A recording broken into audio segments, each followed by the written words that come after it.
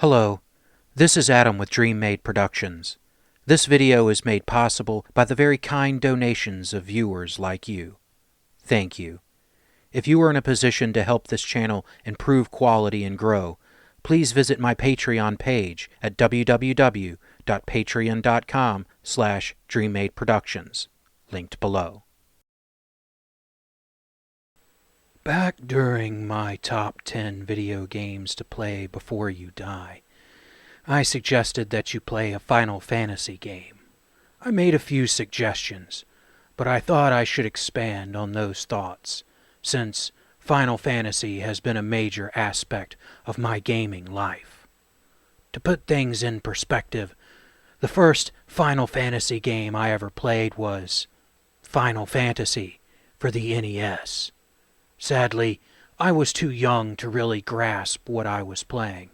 As a young child, I did not understand the game, and quickly moved back to the platformers and beat-em-ups that I was used to.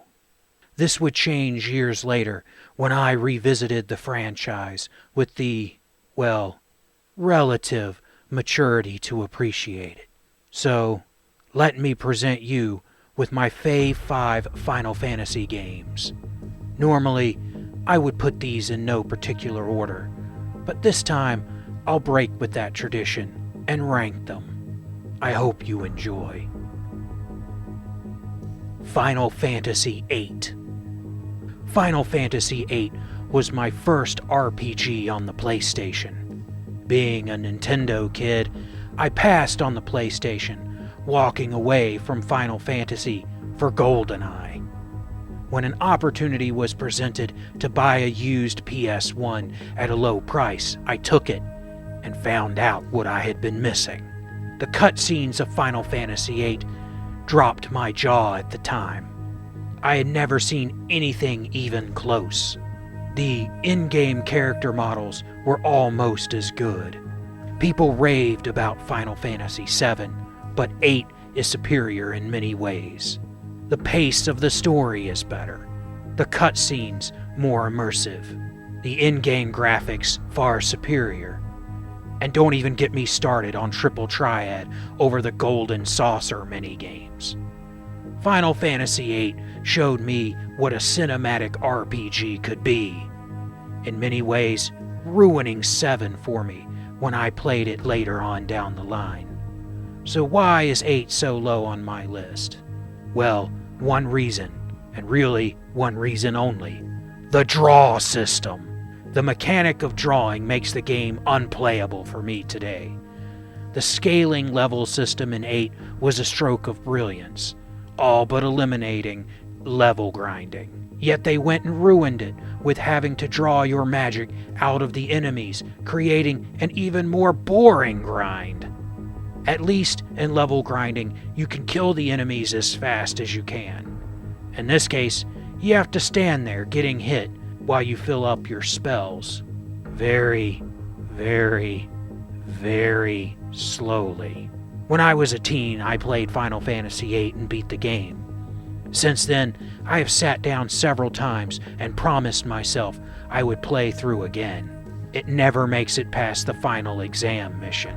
Final Fantasy VIII had the chance to be a masterpiece, and because of a few small flaws, and one gigantic one, it will never rise above the mid-card for me. Final Fantasy Tactics. Final Fantasy Tactics was awesome when I played it, dropping the standard JRPG format for a grid-based tactical strategy game. It was a fresh take on their storytelling, and it was awesome. The class system allowed you to form your teams in creative ways and customize your characters to your liking. Final Fantasy also dropped the steampunk aesthetic they had been building for the past several games for a pure fantasy story. Sure, the character models were more cartoony, but they were in a way that did not jar you out of the experience.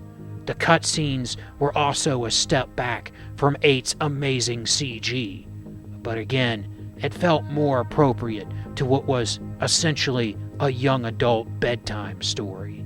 I have been yearning for another Final Fantasy Tactics game, but there has never been much movement on it. Oh yes, I know about the others, but I mean a full console game. Sorry, but handhelds don't count. Final Fantasy X. Final Fantasy X was Squaresoft's final farewell to us all. For most of my childhood, when Squaresoft spoke, everyone listened. All too soon, Squaresoft would become Square Enix, and things would change forever.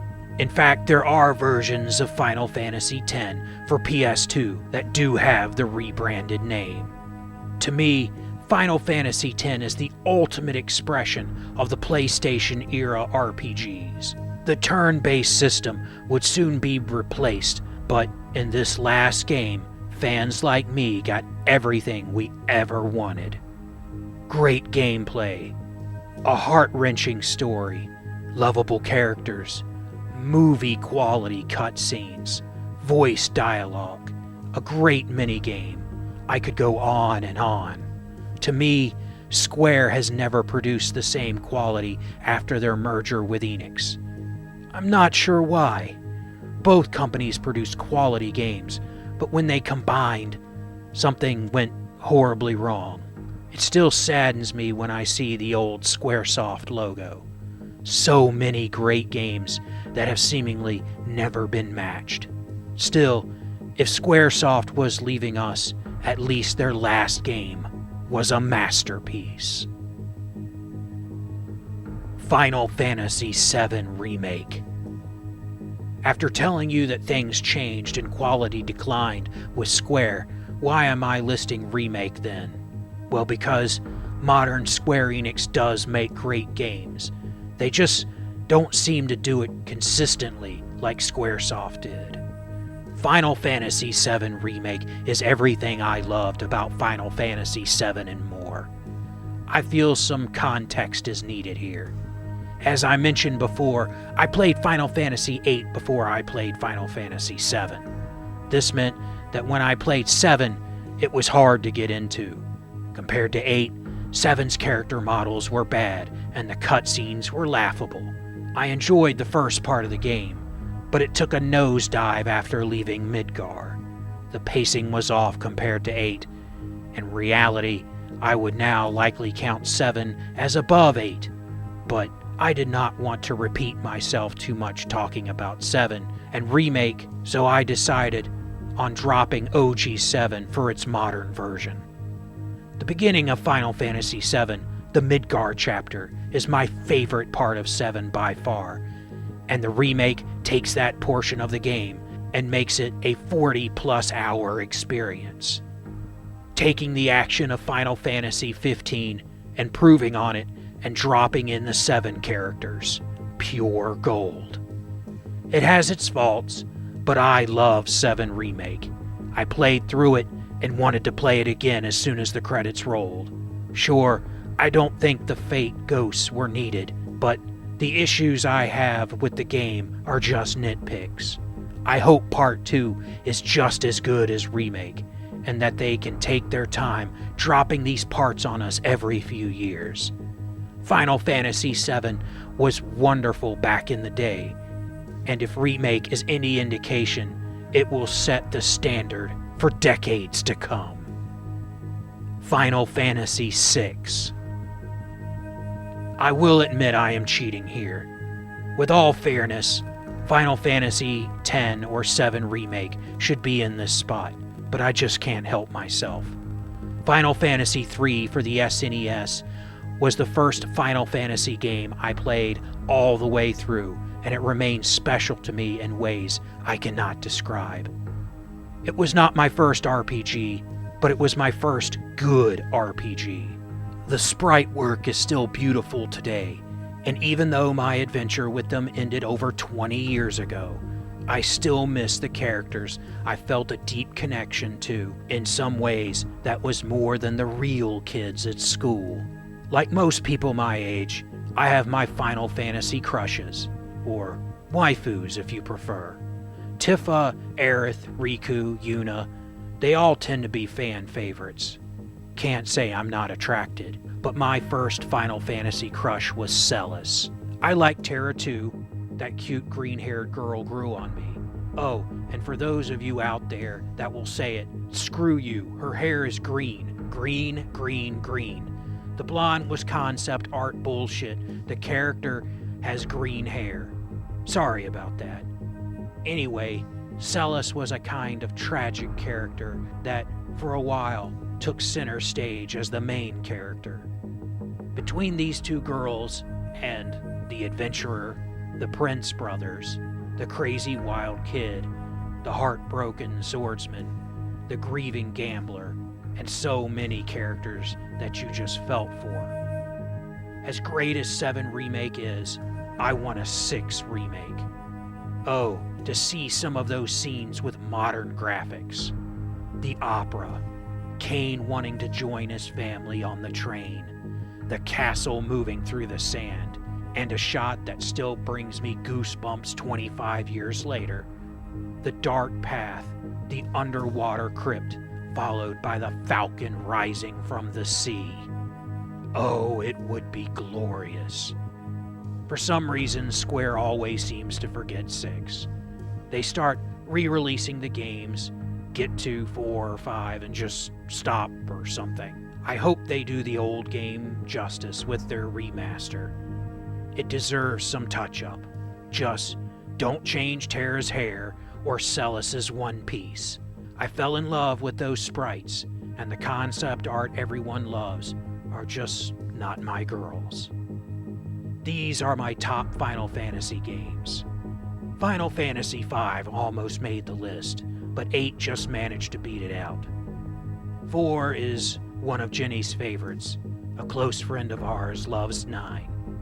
Everyone seems to have their own Final Fantasy that they love, and really, you can't go wrong picking up any game labeled Final Fantasy. Yes, even Mystic Quest has its fans. I'm hoping 16 is great, and that Part 2 of 7 Remake blows me away. I miss Squaresoft. They seem to churn out masterpieces, while Square Enix, you have to wait for the reviews. Still, Final Fantasy is a great series, one that I hope keeps coming back time and time again. Thank you for listening to me pratter on about something outside of the Battletech universe. The next video will be back in the 31st century.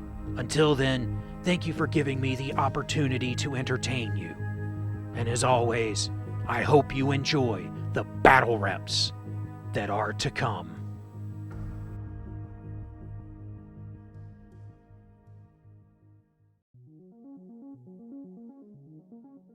Hello, this is Adam with Dream Made Productions.